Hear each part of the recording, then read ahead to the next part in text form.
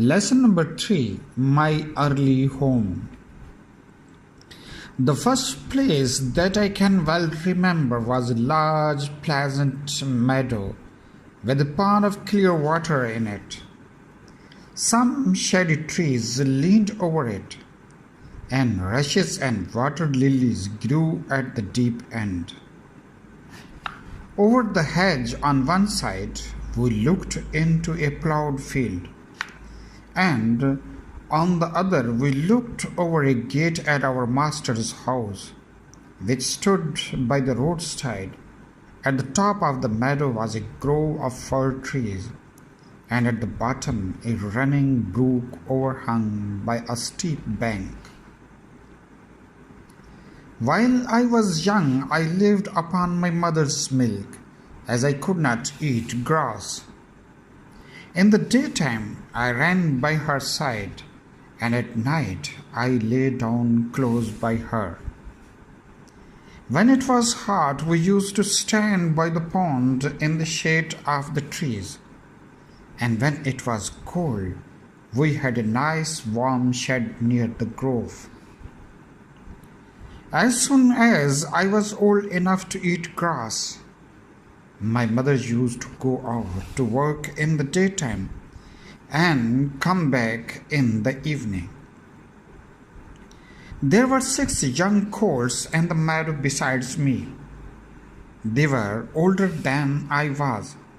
Some were nearly as large as grown-up horses.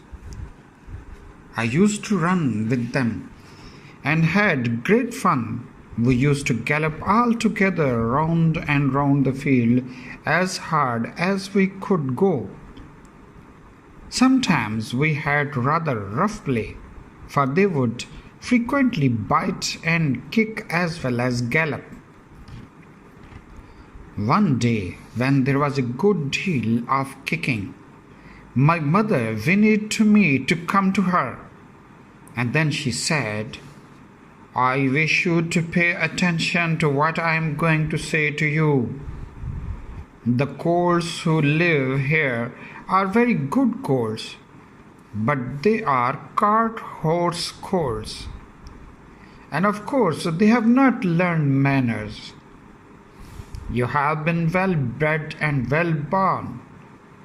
Your father has a great name in these parts, and your grandfather won the cup 2 years at the Newmarket races.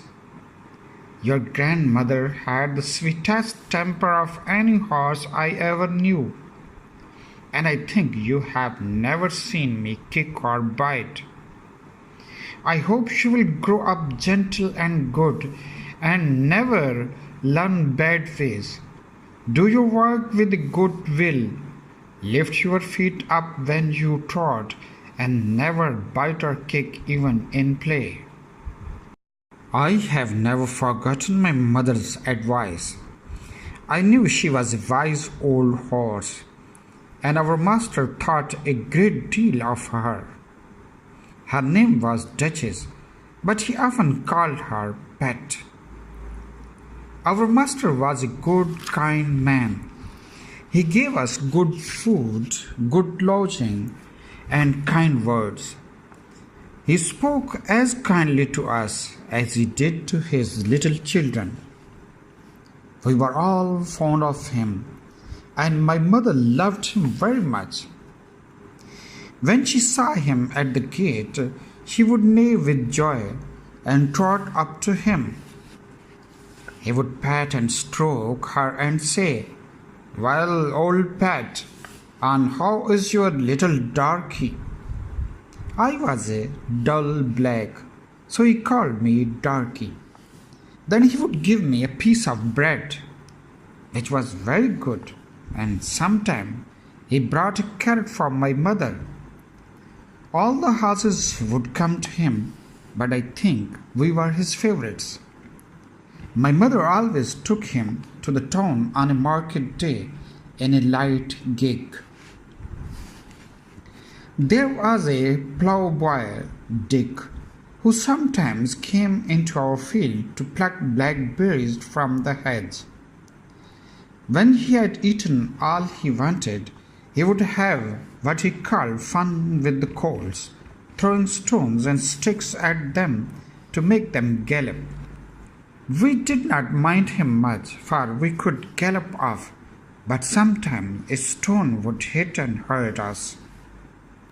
One day he was at this game, and he did not know that the master was in the next field. But he was there, watching what was going on. Over the hedge he jumped in a snap, and catching Dick by the arm, he gave him such a box on the ear as made him roar with pain and surprise. As soon as we saw the master, we trotted up nearer to see what went on.